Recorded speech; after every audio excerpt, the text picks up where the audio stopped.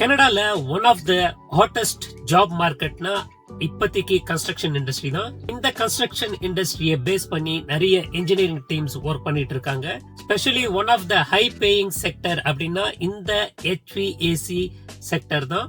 And இந்த HVAC செக்டர்ல ever green job டைட்டில்னா HVAC design engineer, HVAC automation engineer, HVAC project engineer and HVAC consultant மாதிரியான job titles தான். Recent இயரா கனடால ஹவுசிங் ஷார்டேஜ் அதிகமா ஆயிட்டு இருக்கு.